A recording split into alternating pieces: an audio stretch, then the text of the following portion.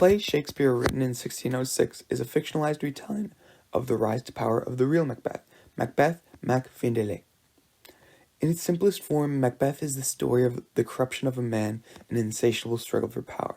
As said by English historian Lord Acton, power tends to corrupt, and absolute power corrupts absolutely. One of the main themes in Macbeth is that power changes people, as seen most clearly by Macbeth himself, as he went from being a brave warrior loyal to the king to the backstabbing tyrant of Scotland. Though Macbeth did become corrupt, I disagree with Lord Acton. Absolute power doesn't absolutely corrupt, nor does power always tend to corrupt. Power reveals people's true characters. This is clearly shown by Macbeth himself, but his wife Lady Macbeth shows it even more clearly. Shakespeare's Macbeth clearly demonstrates power reveals people's truest characters. In the beginning of the play, we are introduced to Macbeth through a conversation between King Duncan and a Scottish captain regarding the aftermath of a battle. When Duncan inquired about Macbeth's performance in said battle, the captain stated, "But all's too weak for brave Macbeth, while he deserves the name. Disdaining fortune with his brandished steel, which smoked with bloody execution, like valor's minion carved out his passage, till he faced the slave." Here he describes Macbeth as an incredibly brave man, who arduously fought through many men until he himself slew the enemy leader. This also demonstrates Macbeth's selflessness, as he put his life on the line to protect his country.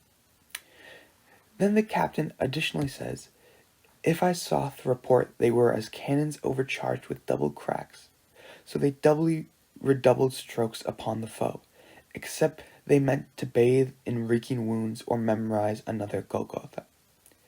This is in regards to after he slew the enemy leader. There was an additional offensive that Macbeth stopped himself. This further demonstrates Macbeth's character, that when it looked like all hope was lost, he redoubled his efforts and came out victorious. In the beginning of the play, Shakespeare intends to demonstrate Macbeth's heroics to show the audience that at this point in the story, Macbeth is a truly great man, one who is loyal, brave, and driven. Shakespeare also reveals that Macbeth is not a power-hungry individual in the lines, "If chance will have me king, why chance may crown me without my stir." This demonstrates that even when presented with the prophecy that he will become King of Scotland, rather than reacting with greed, Macbeth reacts with relative indifference with no plan for direct action. This shows he is not the type of person to desperately be struggling for power. On the other hand, we have Lady Macbeth, who is introduced as an immoral, level-headed, and power-hungry individual, in stark contrast to Macbeth. We are first introduced to her when she receives a letter from Macbeth regarding the prophecy that he will become the next King of Scotland. Upon hearing this news, she immediately begins to steel her nerves and begin preparations to kill King Duncan, as shown in the lines, "You spirits that tend on mortal thoughts, unsex me here, and fill me from the crown to the toe-top full of direst cruelty." Shakespeare attempts to characterize Lady Macbeth as a level-headed but ambitious woman. But, as seen in the quote, she does need to calm her nerves before committing such vile acts, such as plotting a murder, which shows she may not be as cold-blooded as she acts.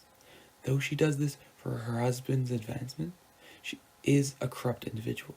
But, as shown in the quote, she clearly has a conscience and is attempting to suppress that conscience to commit vile acts.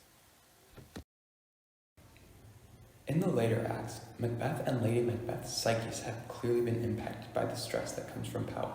For example, Macbeth, who was once someone who was against killing King Duncan, and only did so because his wife manipulated him into doing so, was responsible for the death of his friend and comrade Banquo, simply because the prophecy said his son will become king after Macbeth. Macbeth went so far to hire and manipulate murderers to kill Banquo and his son. I did so and went further, which is now our point of second meeting. Do you find your patience so predominant in your nature that you can let this go? Are you so gospel to pray for this good man and for his issue whose heavy hand hath bowed you to the grave and beggared yours forever? In these lines, Macbeth is using techniques that his wife used on him to convince him to kill King Duncan, which shows he is using every technique and tool he has available to get exactly what he wants. In the climax of the play, when the forces of Macduff and Donalbain come to attack Macbeth's keep, Macbeth repeatedly asks his attendant to fetch him his armor. "I'll fight till from my bones my flesh be hacked. Give me my armor." "'Tis not needed. I'll put it on. Send out more horses. Scur the country round. Hang those that talk of fear. Give me mine armor."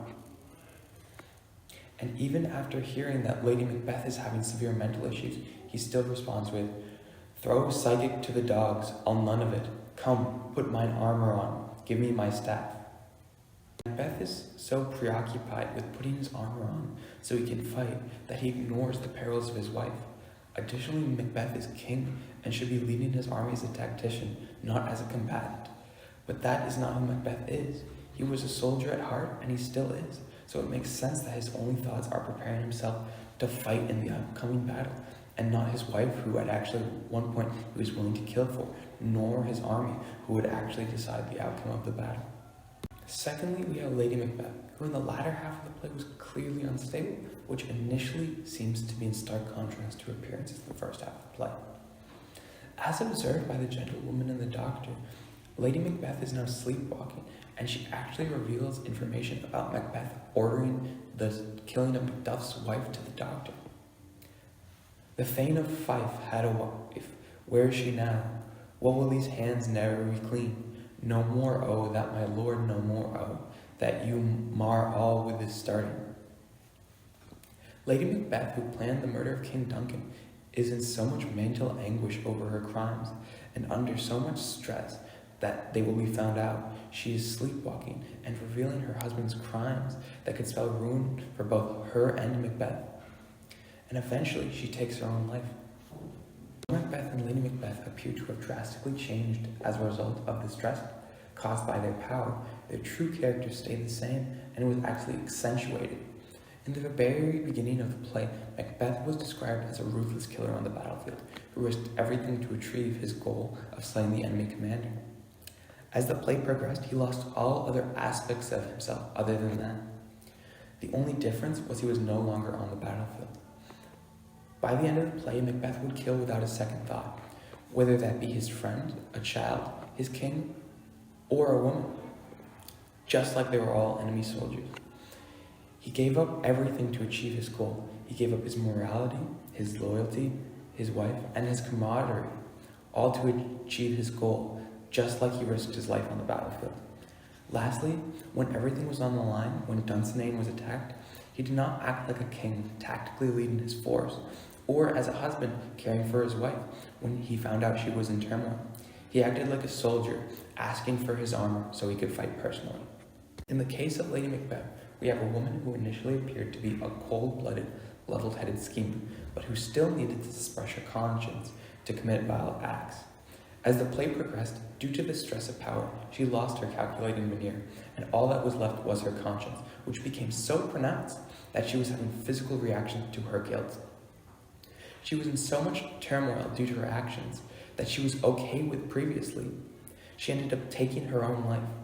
Lady Macbeth lost her calculating veneer due to the stress of power, and her true character of a conscientious person became much more pronounced. In Macbeth, as shown by Macbeth and Lady Macbeth, the stress from power does not corrupt, but instead it removes everything except a person's true character.